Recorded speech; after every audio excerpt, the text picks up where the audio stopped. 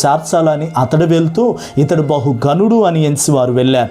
రెండవదిగా ఇతడు వాటి గురించి చెప్పగలడు అని వెళ్ళారు. మూడవదిగా ఇతని దగ్గరికి వెళ్తే మార్గము దొరుకుతుందేమని వెళ్ళారు. అయితే అతడు వెళ్ళిన పని, అతడు ఆలోచించిన విధానం ఒకలాగుంటే సమూయేలు దేవుని యొక్క ఆత్మచేత ప్రేరేపించబడిన వాడై ఇతడు అభిషేకించమని తెలియచేస్తున్నాడు. నా ప్రియ దేవుని బిడ్డలారా, మన జీవితాల్లో కూడా చాలా సందర్భాల్లో ఎన్నో తలంపులు మనం కలిగి ఉంటాం, ఎన్నో ఉద్దేశాలు మనం కలిగి ఉంటాం, ఎన్నో ఆశలు, ఎన్నో కోరికలు, ఎన్నో తలంపులు మన జీవితంలో కలిగి ఉంటాం. కానీ దేవాతి దేవుడు మన పట్ల ఉన్నతమైన ప్రణాళికలు కలిగిన వాడు, మన పట్ల ఉన్నతమైన ఆలోచనలు కలవాడు, మన పట్ల ఉన్నతమైన ఉద్దేశాలు కలవాడు. అందుకే పరిశుద్ధ గ్రంథములు ఈ రీతిగా రాయబడి ఉంటుంది, నీ ఎడల నా తలంపులు బహు విస్తారములు, అవి లెక్కకు మించి ఉన్నవి అంటాడు. కనుక మన పట్ల దేవుని ప్రణాళికలు వేరు, మనం ఆలోచిస్తున్న ఉద్దేశాలు వేరు.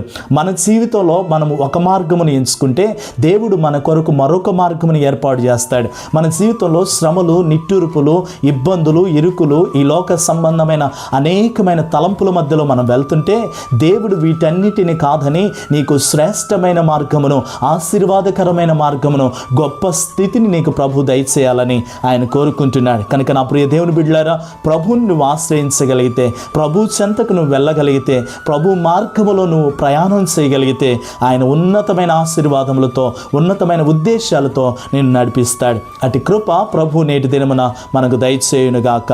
ఆమెన్.